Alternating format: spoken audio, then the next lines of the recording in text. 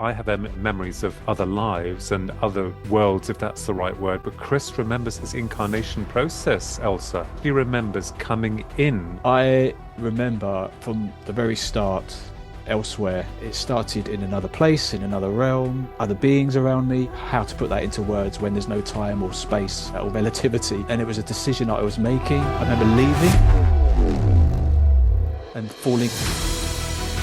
feeling so overwhelmed by the sheer size, the scope, being lost within it, being made to feel so small within it. The reality from where I was previously, it was just so different, like night and day.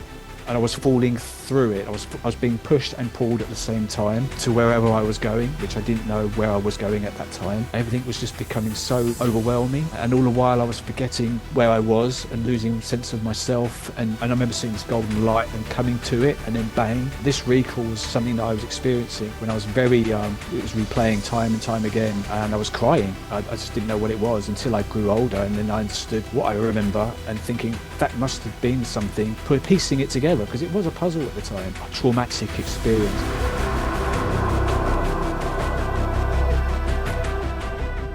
When it started, it was being played out to me. I remember the feelings of no, I don't want to go through this again. I don't want to see it. It wasn't like a nightmare, but this is a reliving, an actual remembering. It was too rich and too vivid to be anything other than what it was. It was an incarnation of this life that I'm living now.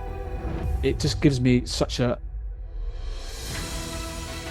broader spectrum of this life, and I know that there is another life, a much grander scheme outside of this one. That just makes this world seem so cut and dry, very thick, very dense. It's quite hard, actually. It is. It's hard on a day-to-day to get through it when you're seeing the low, thick energies, where you remember the light and the vibrancy, where there were no barriers, the physicality isn't there, and the freedom. We are on a mission. There was a decision I made to come here, and it felt like one to be made that would test my mettle, something that I would prove to myself I could do, and to have a positive effect. So you said you made a decision. There was other, I can't see them, I can hear them, and they were saying, do you know this is going to happen? And I said, yes, I know. It's almost like I could see all the variations.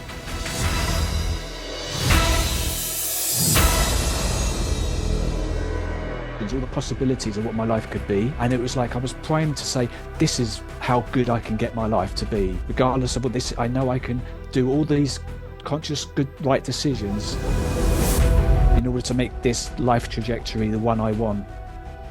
Well, these are going to test you. You could easily become this, you could easily become that. No, I know I can prove to myself that I can, regardless of forgetting our godlike connection, I can make it, I can get through this, I can prove to myself and do what I need to do here to have the effects, and to have an effect on others and on myself. It was like a mutual decision, an agreement, and there was no "you're going." It was a case of "you ready? Are you good to go?" And the moment I said decision, yes, it was like gone. There was no other talking. There was no more discussing. It was instant. Rocket ship, right? Like you've been like a probe sent out. Yeah. This is an interesting topic, because this means it's a setup. Yeah.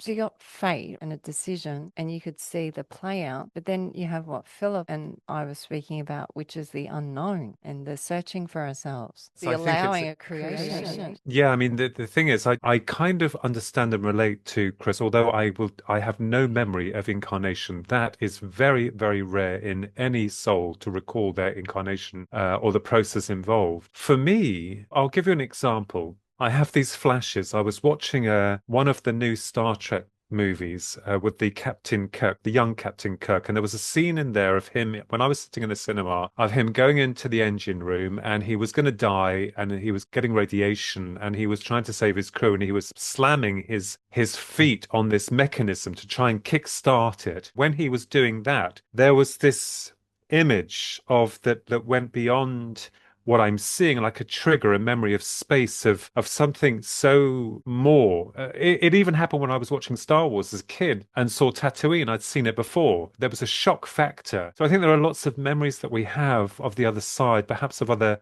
alternative dimensions of reality. And this is fascinating because they are so vast. It's almost like you're on the edge of a cliff. And if you drop, you just go on forever, because we're contained within this incarnation.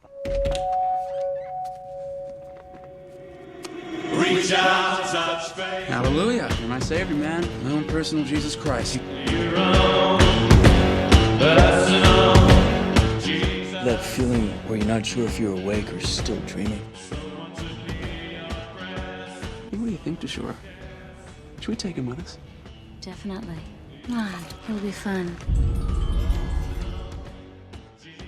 Isn't that fascinating about Chris's recall of the incarnation process? And interesting, everything getting larger. So what does that say about the connection of the spirit, the spark, consciousness of worlds within worlds? When I speak, I'm just speaking from my interpretation or my belief with the family. So this star seed energy with other star seed having a boardroom meeting about launching the rocket, but before you have a time any second to say no, don't press the button, they've already pressed the button. They've shot.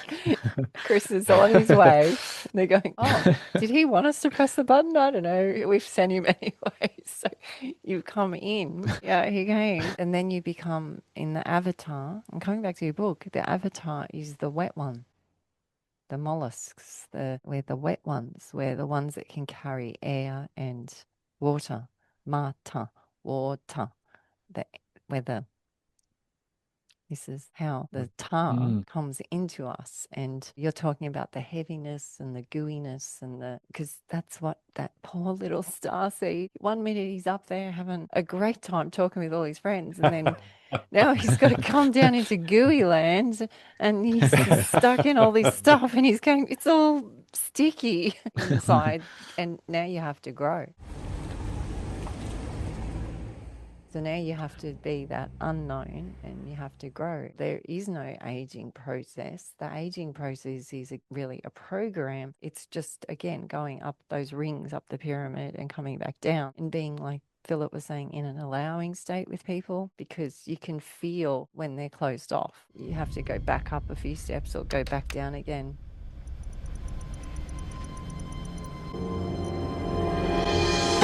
In the fashion world, I'd be with a lot of famous English fashion editors and they'd come on the shoots and they'd say, darling, that's so pedestrian. We're not wearing that. My NPC word was pedestrian because I thought, well, that explains it. It's the Matrix people where you see them walking with the red girl. The Matrix is a system, Neo. When you're inside, you look around, what do you see? Businessmen, teachers, lawyers, carpenters. The very minds of the people we are trying to save. These people are still a part of that system. You have to understand, most of these people are not ready to be unplugged. And many of them are so inert, so hopelessly dependent on the system that they will fight to protect it. Were you listening to me, Neo? Or were you looking at the woman in the red dress? I was... Look again. Freeze it. If you are not one of us, you are one of them. Sentient programs. They can move in and out of any software still hardwired to their system. Anyone haven't unplugged inside the Matrix, they are everyone and they are no one. We have survived by hiding from them, by running, but they are the gatekeepers. They are guarding all the doors, they are holding all the keys, which means that sooner or later, someone is going to have to them. Someone. Every single man or woman who stood their ground, where they have failed, you will succeed. Why? I've seen an agent punch through a concrete wall, yet their strength and their speed are still based in a world that is built on rules. Because of that, they will never be as strong or as fast as you can be. What are you trying to tell me? That I can dodge bullets? No, Neo. I'm trying to tell you that when you're ready, you won't have to. And when you meet those ones that aren't as open or gooey, or the pedestrian, we call them pedestrians. Some people call them zombies. There's all different names. Co-workers. What is Brandon calls them? What NPC people? Do you know how long it took me to work out what he was talking about? Oh, NPCs. It's non-player. Yeah. Like so. Dealing with discarnate communication, I deal with death every single night of the week. I do have a sense of humor here. But a lot of people, interestingly, are very respectful. You know, I only had a few people who have told me how it is. And I said to one gentleman, he said, when you're dead, you're dead. There's no more. That's it. It's over.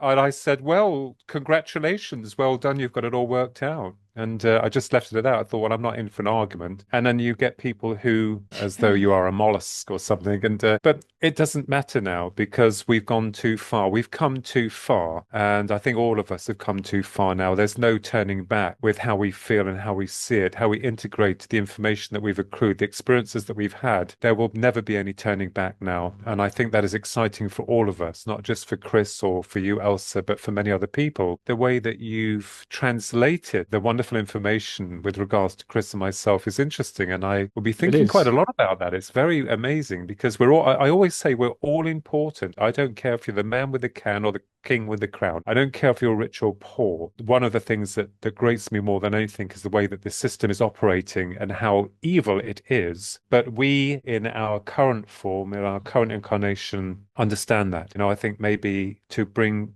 something a little bit more to the world, to touch other people's lives in some way, even if it's a small thing, and then awaken them. I think we've done our job. So if someone comes across our path and they are a bit closed off to how crazy some of us speak in the family. I love what you said. You called it discarded information. Discarded communication. It's been discarded. It's been, so they're not, I got it. They've got to reuse it. See, your mother or grandmother, or if anyone has passed over, we're saying we can still tap into them. We haven't discarded them. We're using their energies because it's still there. It doesn't, once something's created, it doesn't leave. It's always here.